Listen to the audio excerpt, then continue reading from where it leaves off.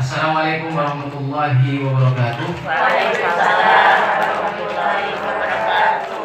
Alhamdulillah, nahmaduhu wa nasta'inuhu wa nastaghfiruh wa nahdi wa na'udzu billahi min syururi anfusina wa min sayyiati a'malina. May yahdihillahu fala mudilla lahu wa may yudlil fala hadiya lahu. Asyhadu an la ilaha illallah wa asyhadu anna Muhammadan abduhu wa rasuluh nabiyyul huda war rahmah. Allahumma sholli ala Muhammad, Allahumma sholli ala sayyidina maulana Muhammad, amma ba'du. Alhamdulillahirabbil alamin. Puja-puji syukur kehadirat Allah Subhanahu wa taala yang telah memberikan kita nikmat yang banyak, nikmat yang selalu kita nikmati, dan harapannya kita selalu bersyukur kepada Allah Subhanahu wa taala. Salawat dan salam tak lupa kita haturkan kepada junjungan kita Nabi besar Muhammad sallallahu alaihi wasallam yang telah membawa kita dari zaman kegelapan ke zaman yang terang benderang, sehingga sampai saat ini kita dan selalu mengharap mendapatkan syafaat beliau, baik ketika kita hidup, sakaratul maut, di alam barzakh, bahkan saat nanti kita di akhirat kelak.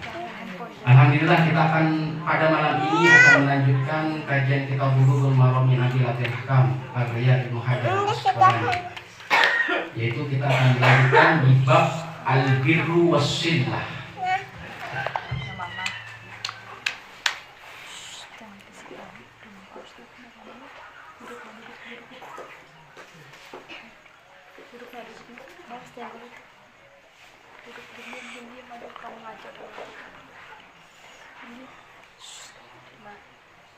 Babul birri wassillati. Jadi kalau di sini ada keterangannya al-birru bi kasril ba'i at-tawassu fi fi'lil khairi. Jadi maksudnya bir itu adalah meluaskan, melebarkan perbuatan baik.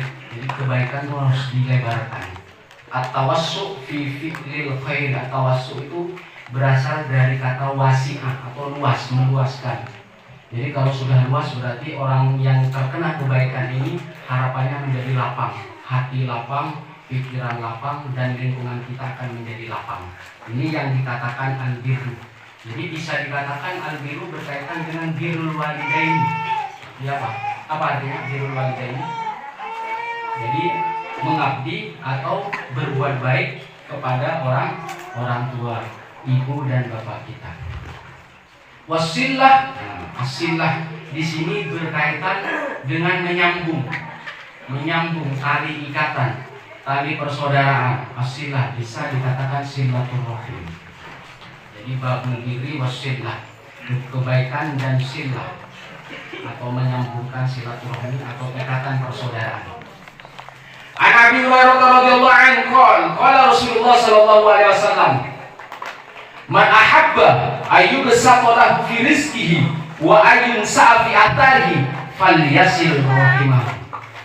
Jadi barang siapa yang ingin rizkinya dilapangkan, yang ingin rizkinya dibanyakkan atau rizki kita ditambah oleh Allah, wa ayyunsa'a fi atharihi, atau pengen diperlambat ajalnya, pengen panjang umur. Jadi sebenarnya ajal, jadi kita mati Allah yang tahu. Kita hanya bisa berdoa di kapannya, bisa cepat, bisa lambat. Sampai berkaitan dengan hari kiamat. Ilmu sa'ati indallah. Jadi pengetahuan tentang hari kiamat itu ada di sisi Allah. Untuk memperlambat dan mempercepat ada di diri kita. Jadi kalau kita sering membuat kerusakan, berarti tidak ada yang menjaga bumi dan alam kita, maka bisa memungkinkan itu dipercepat. Jadi wa ayyun sa'afi athari, yang ingin lambat ajalnya, pengen panjang umur, fal yasil rahimahu, maka bersilaturahmi. Orang yang suka silaturahmi berarti orang yang pengen panjang umur, orang yang pengen rezekinya dilapangkan. Jadi jangan sia-siakan silaturahmi di lingkungan kita, di kampung kita, atau bersama saudara kita yang jauh. Nah, jadi kalau kita punya saudara yang jauh minimal 1 tahun sekali, syukur lebih sering, asalkan tidak merepotkan mereka. Jadi barang siapa yang ingin, yang mencintai, siapa yang tidak ingin rezekinya dilapangkan, rezekinya dibanyakin, rezekinya ditambah. Dan siapa yang tidak ingin umurnya dipanjangkan, semuanya pasti ingin. Jadi di sini dicantumkan ahabba yuhibbu. Berarti bukan hanya suka, bukan hanya ingin, tapi mencintai. Mencintai rezeki yang luas yang dilapangkan oleh Allah. Jadi ketika orang bersilaturahmi, maka ada dua manfaat, ada dua sesuatu yang berguna. Yang pertama adalah rezekinya lapang, kemudian yang kedua adalah panjang umurnya. Jadi kalau pengen panjang umur, kemudian pengen dilapangkan rezeki, maka sambunglah silaturahmi. Wa an Jabir, wa an Jubair Ibni Mut'im radhiyallahu anhu qala Rasulullah sallallahu alaihi wasallam la yadkhulul jannata qati'un. Nah, ini kebalikan sama yang tadi. Jadi orang yang memutus silaturahmi pasti sudah tidak mendapatkan kelapangan rezeki karena dia menutup dirinya dari orang lain. Jadi bisa jadi kalau dia menutup diri tanpa membuka atau mengikat tali persaudaraan, pasti akan menutup peluang dia untuk mendapatkan rezeki yang banyak. Bahkan ada yang berpikiran ketika kita punya banyak hubungan sama orang, maksudnya ketika kita banyak silaturahmi, maka jaringan kita akan semakin banyak. Itu adalah hikmah dari silaturahmi. Tidak akan masuk surga orang yang memutus tali silaturahmi. La yadkhulul jannah qati'ur rahim, maksudnya yakni qati'ar rahimin, orang yang memutuskan tali silaturahmi. Jadi kebalikannya, orang yang menyambung akan dapat perluasan rezeki dan bisa dipanjangkan umurnya. Kalau orang yang memutus, orang yang memutus itu potensinya akan membenci, bisa jadi sering bertengkar. Jadi kalau orang bertengkar itu jangan diam-diaman lebih dari 3 hari.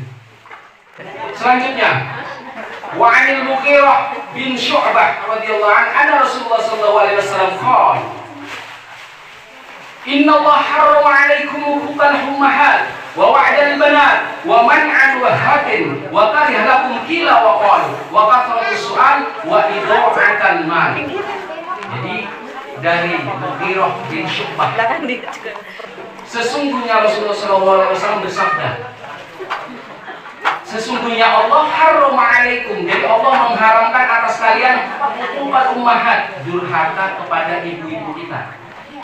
Jadi yang pertama adalah Allah mengharamkan kita durhaka kepada ibu-ibu kita. Wa wa'dal banat. Kalau sekarang semoga tidak ada dan hampir tidak ada. Kalau zaman dulu, di zaman jahiliyah, itu ada kebiasaan sebagian kaum jahiliyah itu mengubur anak perempuan. Jadi anak perempuan itu dianggapnya tidak berpotensi. Anak perempuan itu kalau dia dibiarkan hidup sampai dewasa bisa membuat kita miskin. Ada keyakinan yang seperti itu. Wa wa'dil banat. Jadi mereka menguburkan anak-anak perempuan itu dalam kondisi hidup. Sehingga ketika Rasulullah ini akhirnya menyampaikan kepada orang jahiliyah waktu itu bahwa saya mengubur. Jadi kalau sekarang menyengsarakan anak pun tidak boleh, apalagi ini wawak dan banat. Jadi mengubur anak, ini anak perempuan banat, anak perempuan hidup. Waman an wahatin, melarang seseorang untuk berbuat baik, melarang orang untuk bersedekah, melarang orang untuk berinfak, melarang orang untuk ikut kegiatan-kegiatan yang positif. Wahatin itu mengambil sesuatu harta yang bukan haknya, ya, dengan tipu daya, dengan hal-hal lain yang tidak jelas. Jadi waman an wahatin.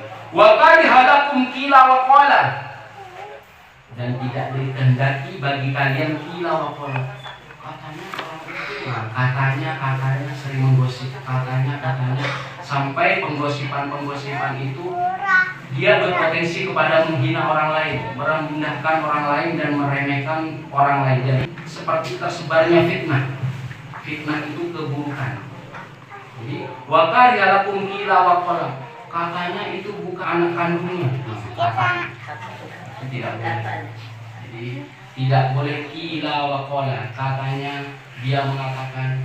Jadi kalau berkaitan dengan aib orang lain, tutupi dia ketika dalam keadaan ramai, nasihati ketika dalam keadaan sepi.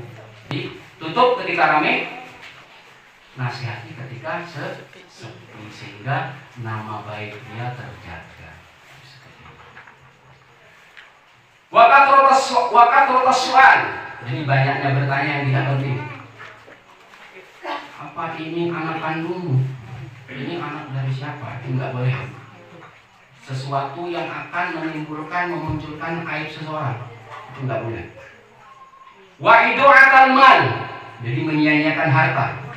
Jadi menyia-nyiakan harta yang tidak dibutuhkan, bahkan dia bisa mubadir.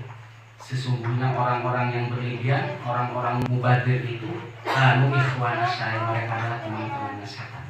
Jadi kalau kita harta itu kita anggap sebagai ibarat, ibroh, sebagai pelajaran, semakin banyak semakin kita bersyukur, semakin banyak semakin kita memberi, semakin banyak semakin kita berinfak, dan semakin banyak semakin kita bisa mendukung kegiatan-kegiatan positif, maka lingkungan kita akan menjadi lingkungan yang baik. Dan kepada keturunan selanjutnya akan menjadi generasi-generasi yang kuat. Jadi bukan hanya Islam itu banyak, 80% mayoritas Islam, tetapi Islam muslimnya seperti buih saja. Jadi tidak punya kekuatan apapun. Nah, gitu. Jadi kalau itu dimulai dari kita, dari lingkungan kita, insya Allah kita akan menjadi kuat. Keadaan apapun yang datang dari luar pasti akan kita hadap. Pasti kita kalau sudah kuat tidak punya ketakutan. Nah, karena ketika kita kuat maka akan menghilangkan ketergantungan. Bahkan kita selalu memberi. Jadi lebih baik daripada menyia-nyiakan harta, arahkan ke suatu hal yang positif yang menimbulkan kita akan menuai pahala di akhirat kelak. Ini di sini yang terakhir adalah dilarang menyia-nyiakan harta atau menghilangkan harta. Ido'atil mal. Wan Abdullah bin Umar, an Abdullah bin Amr bin As, an Nabi sallallahu alaihi wasallam qala, ridallahu fi ridal walidain wa sukhtullah fi sukhtil walidain. Jadi dari Abdullah bin Amr bin As, Rasulullah sallallahu alaihi wasallam bersabda, keridhaan Allah itu berada pada keridhaan orang tua. Wa sukhtullah fi sukhtil walidain. Jadi kemurkaan Allah berada dari kemurkaan orang tua, kedua orang tua. Sering kita misalkan berbeda pendapat dengan bapak kita, dengan ibu, bahkan yang sering itu dalam pemilihan pasangan. Itu biasa sering. Sampai orang tua itu sakit, orang tua kita itu sakit, sampai meninggal. Apakah itu bisa dikatakan durhaka? Karena mungkin pilihan yang berbeda. Apakah itu bisa dikatakan? Belum tentu. Kalau ingin kemurkaan mereka itu hilang, bahkan ketika mereka sampai ke alam barzah, maka ada 3 yang harus ditempuh. Yang pertama, Anda harus menjadi anak soleh. Jadi harus menjadi anak soleh. Karena apa-apa yang dikerjakan anak kandung akan tersambung dengan orang tua kita yang sudah meninggal. Bahkan orang tua kita ketika meninggal dalam keadaan marah ke kita, karena mungkin pilihan kita yang menurut mereka jangan milih ini, jangan milih si A, akhirnya kita memilih si A, akhirnya marah sampai sakit, sampai meninggal. Maka yang harus ditempuh anak itu adalah menjadi anak yang soleh. Kemudian yang kedua adalah harus menyambung silaturahmi kepada saudara-saudara bapak atau ibu, atau asdikoknya, atau teman akrabnya.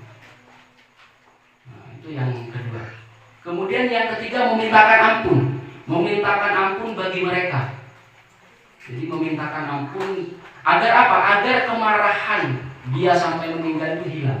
Memintakan ampun kepada Allah agar dosa orang tua kita diampuni. Kemudian bersedekahlah. Ya, kita bersedekah, pahalanya untuk atas nama kedua orang tua kita yang meninggal.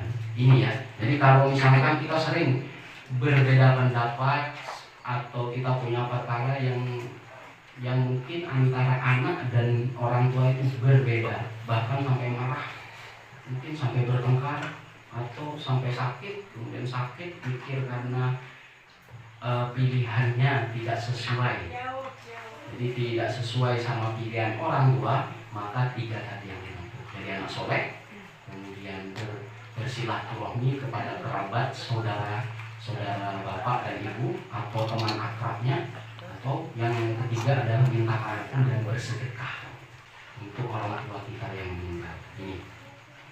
Jadi di sini ridho Allah, keridhaan Allah. Agar apa? Agar kita mendapat keridhaan Allah. Wa sukhtullah fi sukhtil walidaini. Kemurkaan Allah ada di kemurkaan kedua orang tua kita. Untuk menghindari orang tua kita murka, maka 3 langkah itu menurut fuqaha di kitab Durratun Nasihin.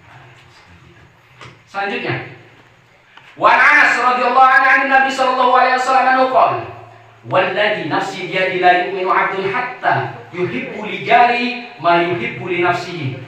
Demi jiwaku yang berada di tangannya, yang maksudnya di tangan Allah. La yu'minu 'abdun, tidak dikatakan seorang hamba itu beriman hatta yuhibbu li jari, sampai dia menghormati tetangganya, saling membantu tetangganya seperti dia membantu atau mencintai diri sendiri. Jadi ikatan tetangga itu, ketika kita punya tetangga, meskipun itu bukan saudara, itu bisa lebih dari saudara kita yang saudara. Karena ketika kita ada kesulitan, kalau kita punya saudara kandung jauh misalnya, yang kita minta pertolongan siapa? Tetangga dekat. Maka bisa dikatakan hamba tidak beriman kalau dia belum menghormati dan menyambung silaturahmi ke tetangganya. Mau punya saudara kandung jauh, pasti kita akan menghubungi tetangga kita yang terdekat, sampai menghormatinya, mencintainya seperti dia mencintai diri sendiri. Jadi bisa jadi meskipun tetangga itu bukan saudara kandung kita atau saudara jauh, dia bisa dikatakan saudara semuslim. Bahkan ada tetangga kita yang musyrik misalkan, itu tetap harus dihormati. Misalkan ada tetangga kita yang non muslim, harus dihormati. Apalagi tetangga yang sekandung. Biasanya orang yang punya tetangga sekandung atau punya hubungan darah itu saling bertengkar, itu harus dihindari. Baik tetangga sedarah, tetangga seagama, bahkan dia punya tetangga yang musyrik atau non muslim harus dihormati. Karena tidak dikatakan seorang hamba itu mukmin kalau dia belum menghargai tetangganya sebagaimana dia menghargai dirinya sendiri. Wa Abdullah bin Amr bin As radhiyallahu anhu Rasulullah sallallahu alaihi wasallam qala minal kaba'iri syatmur rajuli walidayhi qila wal yasubbu rajulu walidayhi qala yasubbu abar rajuli fayasubbu rajulu abahu wa yasubbu ummahu fayasubbu ummahu. Jadi dari Abdullah bin Amr bin As, Rasulullah bersabda, merupakan dosa besar syatmur rajuli walidayhi. Jadi kita mencela, menghina bapak orang tua kita. Nah, jadi kita sering misalkan bertengkar atau misalkan pemikiran kita tidak sama dengan kedua orang tua kita, akhirnya apa? Menghina. Syatmur rajul, bisa dia menghina orang tua kita atau kita menghina orang tua teman kita. Kila wahal yasubbur rajul walidayhi, bagaimana orang itu menghina kedua orang tuanya? Rasulullah bersabda, yasubbu abar rajuli fa yasubbu rajulu abahu. Jadi kalau kita punya teman saling ngejek bapaknya, saling ngejek ibunya. Jadi yang dikatakan sabbur rajuli maksudnya adalah dia menghina bapak temannya atau menghina ibu temannya, saling menghina. Jadi kenapa menghindari itu? Ketika kita menghina bapak atau ibu teman kita, maka apa? Maka dia akan membalas dia akan membalas menghina ibu dan bapak kita yang kita hormati. Jadi itu. Jadi kalau misalkan kita bertengkar jangan sebut-sebut mereka. Ya. Ya, tapi jangan bertengkar maksudnya. Jadi kalau bisa cukup sampai kita saja. Jangan kemana-mana sampai ke kakek nenek jangan. Ya. Kenapa silah menyambungkan tali persaudaraan itu penting? Karena apa? Untuk menghindari pertengkaran. Serumit-rumit apapun perkaranya, maka yang paling baik adalah bermusyawarah. Jadi ada rukun tetangga, rukun warga itu fungsinya itu seperti itu. Jadi kalau ada tetangga yang bertengkar, maka yang kena imbasnya siapa? Saudara-saudaranya, anak-anaknya akan kena imbas. Jadi tidak boleh menghina bapak teman atau ibu teman kita. Wa Nabi Ayyub radhiyallahu anhu Rasulullah sallallahu alaihi wasallam qala yahillu lil muslimin ayyahdiru akhahu fawqa thalati layalin yaltaqiyani fa yuridu hadha fa yuridu hadha wa khairuhum alladhi yabda'u bisalam. Jadi dalam Ayyub Rasulullah bersabda, tidak halal bagi seorang muslim meninggalkan saudaranya. Meninggalkan maksudnya itu bertengkar. Jadi ayah juru aku memutus tali silaturahmi fauqatalati layalin di atas 3 malam, di atas 3 hari. Jadi kalau bertengkar harus apa? Sebelum 3 malam. Ya taqiyani fayuridu hada fayuridu hada. Maksudnya kenapa di sini harus ditentukan 3 malam? Biasanya orang ketika marah nunggu redanya 3 malam. Syukur-syukur sebelum 3 malam dia sudah meminta maaf, saling memaafkan. Jadi tidak halal, apalagi 3 bulan, 3 malam. La yahillu lil muslimi ayah juru meninggalkan tali persaudaraan, memutus tali persaudaraan di atas 3 malam atau 3 hari itu tidak boleh. Jadi seperti tadi ini 3 malam kurang 1 jam, jadi secepatnya. Jadi harus di bawah 3 malam untuk meredakan emosi ya. Yaltaqiyani fayuridu hada fayuridu hada. Saling bertemu kemudian berpaling muka. Fayuridu hada fayuridu hada. Seperti ini, seperti itu, seperti itu. Jadi dia menunjukkan bermasam muka. Fa khairuhum alladhi yabda'u bisalam. Maka ketika hati masih menyimpan marah, masih belum ikhlas terpaksa, maka mulailah Assalamualaikum. Jadi meskipun hati sakit ya, Assalamualaikum. Itu harus dihindari. Ya kakiannya, jadi dua orang yang bertengkar ya jangan mengambil jalan lain kalau bisa. Harapannya kita memulai duluan. Harapan kita memulai duluan menyapa. Yang lebih baik disalam, Assalamualaikum. Atau lupa ya. Kalau didiemin gimana Ustaz? Ya. Jadi kalau diam, yang penting ini yang lebih baik. Wa khairuhuma, yang paling baik dari kedua orang yang bertengkar itu daripada apa itu tadi?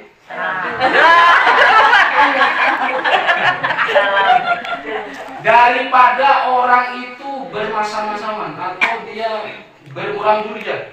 Jadi lebih baik yabda bisalam. Jadi kalau masih susah Assalamualaikum, cukup menyapa saja. Kalau masih dicuekin, jangan. Yabda maksudnya mulai menyapa. Jadi maksudnya mulai menyapa. Kalau keseringan Ustaz? Keseringan dia sendiri. Kita tegur duluan gitu. Apanya? Harus duluan. Wa khairuhum alladhi yabda'u.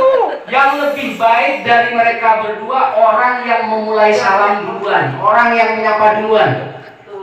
Itu yang lebih baik. Nanya Halo, Bu. Kalau sama-sama Denny sih. Satu itu.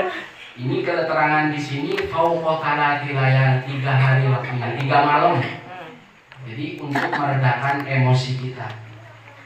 Jadi ini harus dipikirkan ya.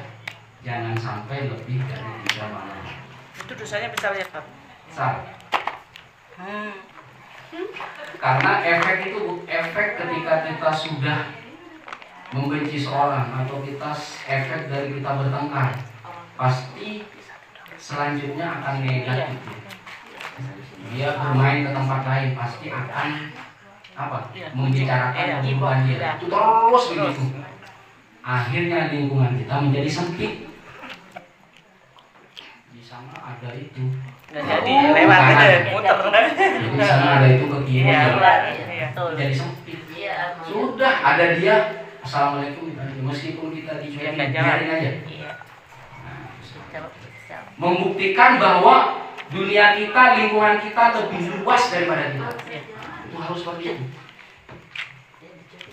Jadi 3 hari, minimal 3 hari, ya minimal 3 hari, atau 3 malam. Salah saya. Wa an Jabir radhiyallahu anhu qala Rasulullah sallallahu alaihi wasallam kullu ma'rufin shadaqah. Jadi maksudnya ma'ruf ini lawan dari mungkar. Ma'ruf kebaikan. Jadi ada kebaikan, lawan katanya kemungkaran. Jadi setiap kebaikan yang kita lakukan itu sedekah.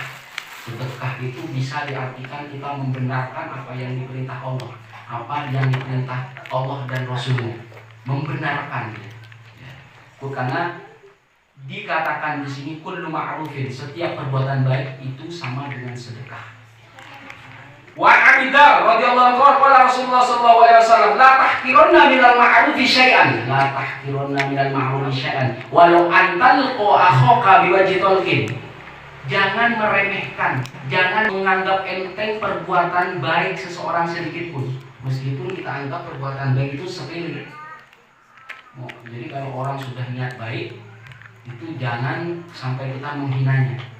Walau antal ko akhoka biwajhi talqin, meskipun Anda tersenyum ketika bertemu saudaramu. Antal ko akhoka biwajhi talqin, jadi tersenyum menunjukkan kita itu ramah. Itu bagian perbuatan baik, bisa dikatakan sedekah. Walau antal ko akhoka biwajhi talqin, jadi kebaikan apapun. Jadi untuk menghindari ini seperti yang saya terangkan sebelumnya, maka ketika kita berbuat baik, tawarkan apa yang dibutuhkan dia. Yang dibutuhkan dia apa? Agar apa pemberian kita tidak atau dianggap rendah. Nah, ini yang ya, tapi orang yang menghina perbuatan baik itu Allah larang ini, la tahqironna, jangan menghina sedikit pun. Jadi wa anhu radhiyallahu anhu qala Rasulullah sallallahu alaihi wasallam idza tabakhta maraqatan faqtir ma'a fa ta'jironaka. Biasanya ibu yang sering masak sayur. Idza tabakhta maraqatan, jika kamu masak sayur faqtir ma'a wa ta'jironaka, maka perbanyaklah kuahnya. Kuahnya, kemudian hidangkan kepada tetangga kita. Dikatain bagiin gitu ya. Maksudnya ini perbanyaklah masakan itu. Perbanyaklah masakannya dengan kuahnya. Kalau dia mau masak daging sama dagingnya. Maksudnya apa? Ketika kita berdekatan dengan tetangga, kalau kita memasak sesuatu yang enak, pasti aromanya tercium oleh mereka. Kita melihat mungkin keadaan mereka tidak bisa masak seperti kita, maka tawarkan, ta'ahad, hidangkan kepada mereka. Ta'ahad jironaka, jadi tawarkan kepada tetangga-tetanggamu. Atur aja sendiri.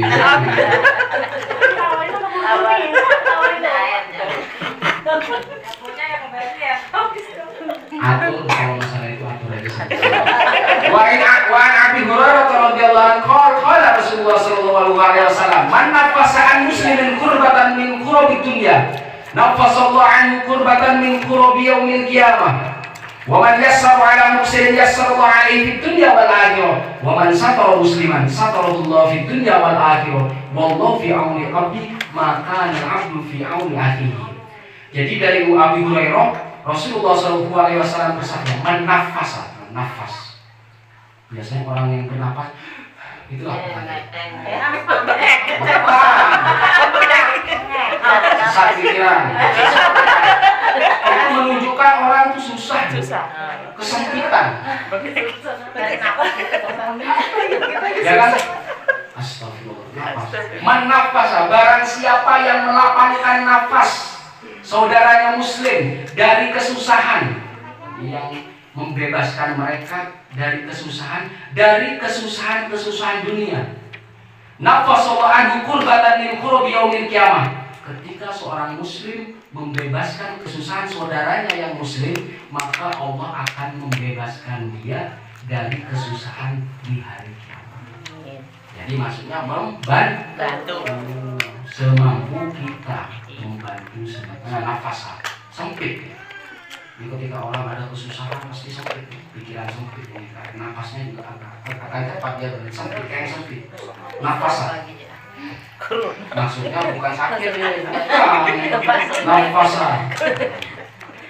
Waman yasaru ala muslim yasaru ala di dunia wal akhirah. Barang siapa yang meringankan saudara muslimnya yang dalam kesulitan, Allah akan meringankan dia di dunia dan akhirat.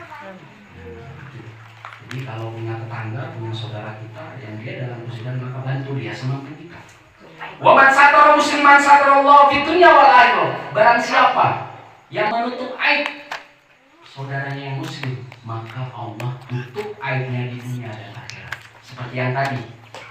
Jadi tutup aib mereka di tempat nasihati di tempat sepi. Atau ketika kita berdua nasihati. Wallahu fi auni abdi, maka abdu fi auni abdi. Allah akan selalu menolong hamba selama hamba itu membantu saudaranya. Maka nggak ada istilah susah sebenarnya kalau orang itu paham dengan hadis ini.